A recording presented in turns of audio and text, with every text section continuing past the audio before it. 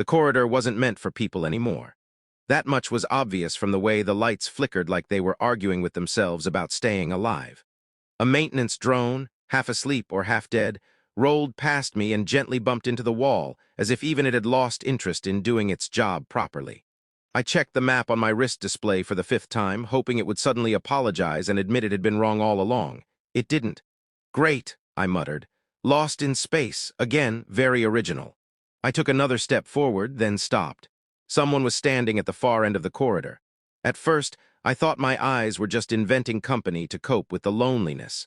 It wouldn't be the first time my brain tried to help in questionable ways. But she didn't disappear when I blinked. If anything, she became clearer, still silent, almost perfectly outlined by the weak, uneven light. She looked human. That was the unsettling part. Not close enough to be mistaken, but close enough to make my instincts hesitate. Pale skin, long hair drifting slightly like gravity had forgotten its settings. And then the detail that broke the illusion entirely. Her ears. Long, elegant, extending back in a smooth curve, like someone had redesigned a human and decided symmetry was overrated. I considered my options. Option 1, turn around and leave quietly, pretend I saw nothing, go back to getting lost like a normal person. Option 2, panic. Option 3, say something incredibly stupid. Naturally, I chose option 3. I took a slow step closer, immediately regretted it, then committed anyway because turning back halfway would somehow be worse. My voice came out quieter than I expected, like the corridor itself was listening. You're beautiful. There it was, the worst first contact line in the history of intelligent life. I closed my eyes for a brief second, already planning how I would explain this in whatever report came after my disappearance. Subject attempted diplomacy via compliment. Outcome deserved. When I opened them again, she hadn't moved. She was looking at me, not through me, not past me, at me. Her gaze was sharp, focused, like she was trying to solve something. Her head tilted slightly, just enough to make the long curve of her ear catch the light. Is that a threat? She asked. I blinked. What?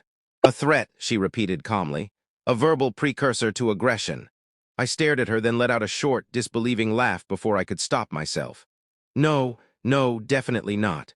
I mean, if it is, I've been using it wrong my entire life. She didn't laugh, she just watched me, analyzing, processing. That statement lacks measurable intent, she said. It is inefficient. Yeah, I sighed, rubbing the back of my neck. That sounds about right. There was a pause, not empty, just waiting. For the record, I added, because apparently I had decided to keep digging, it was a compliment. She repeated the word quietly, like testing it. Compliment. Good thing, I said.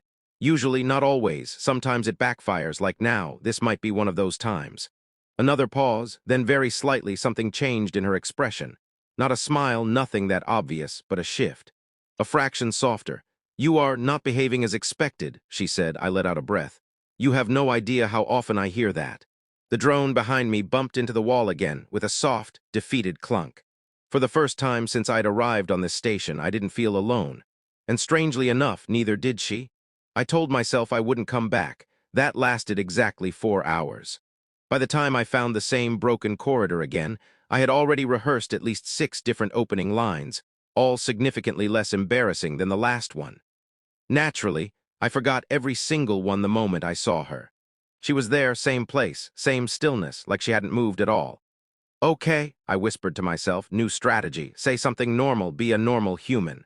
I stepped closer. Hi. Brilliant, revolutionary. Truly the peak of interstellar communication. Her gaze shifted to me instantly, like she had been aware of my approach long before I arrived. You returned, she said. Yeah, I nodded. I tend to revisit my mistakes. It's kind of a hobby. She studied me again, that same focused intensity. It felt less threatening now, more curious. Your previous statement, she said. The compliment, it lacked structure. Most of my life lacks structure, I admitted. You'll get used to it. That seems unlikely, she replied. Fair.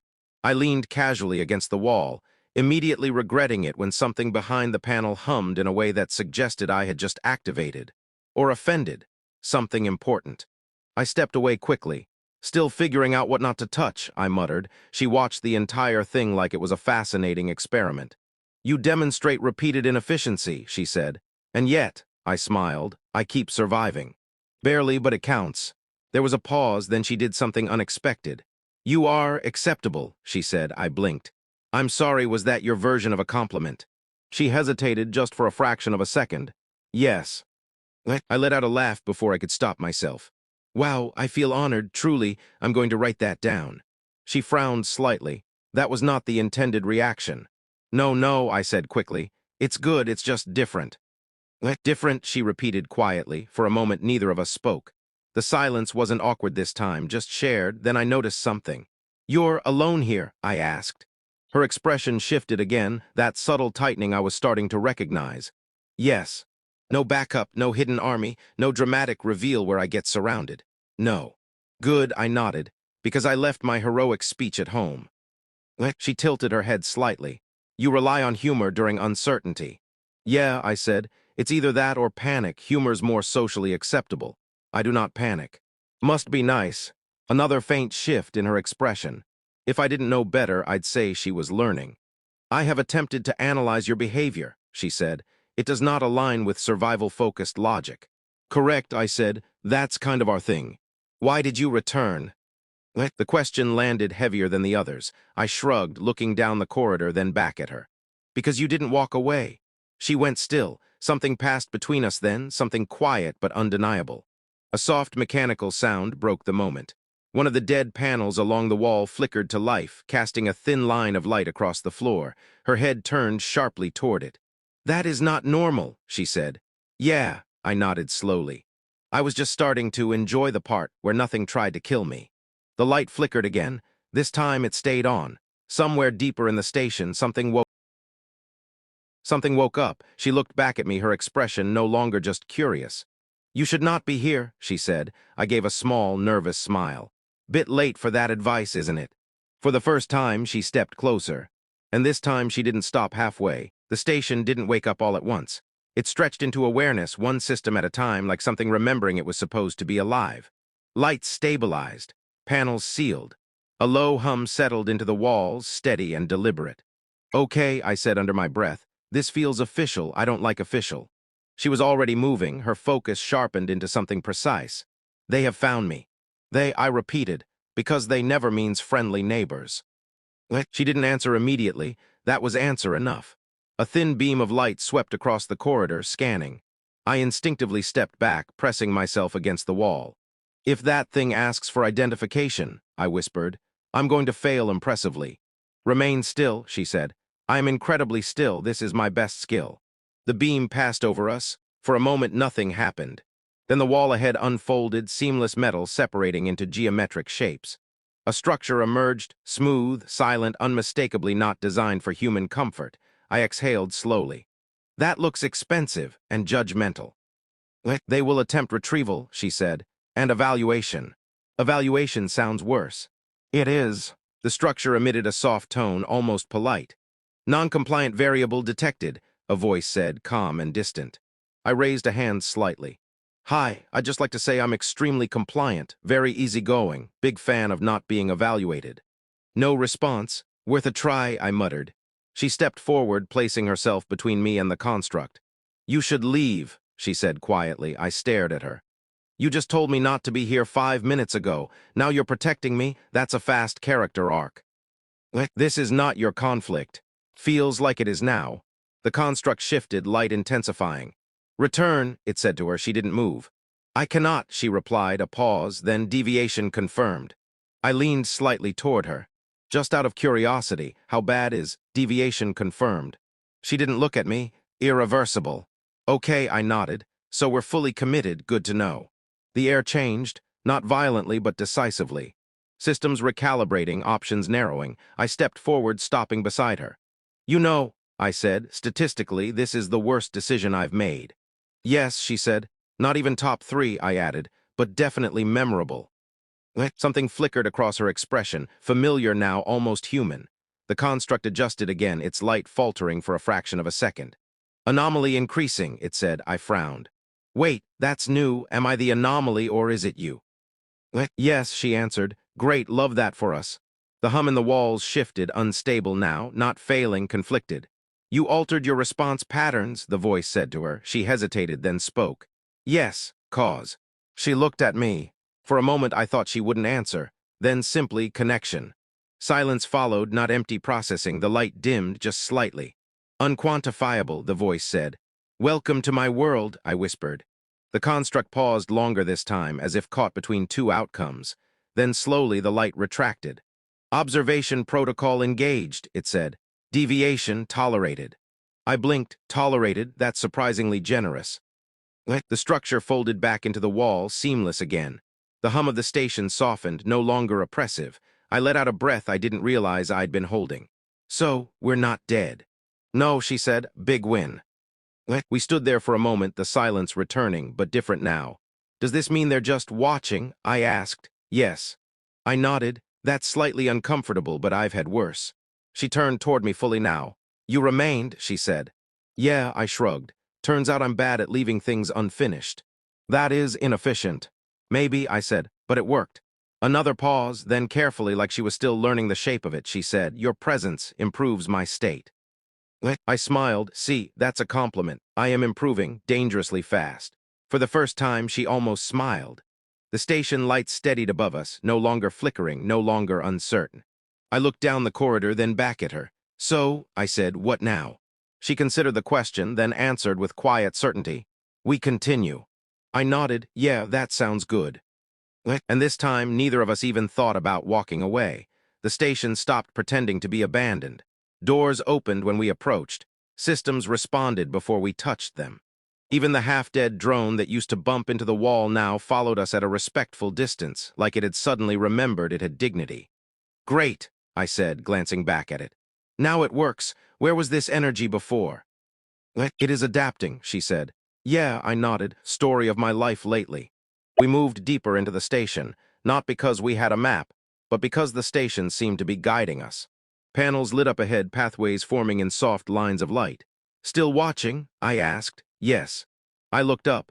If you're watching, just know I'm doing my best, which is not impressive, but it's consistent. No response. Worth maintaining transparency, I muttered. She stopped suddenly. I almost walked into her. I'm getting better at this, I swear. This is the core, she said. In front of us, the structure was different. Larger, not hidden anymore. It didn't unfold this time. It was already open, like it had been waiting. Okay, I exhaled. This feels important and mildly terrifying. It is both. Perfect. We stepped inside. Light surrounded us, but it wasn't scanning.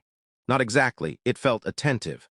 Final evaluation, the voice said. I raised a hand. Before we begin, can I request a shorter version, maybe a summary? No answer, had to ask. The light focused on her first.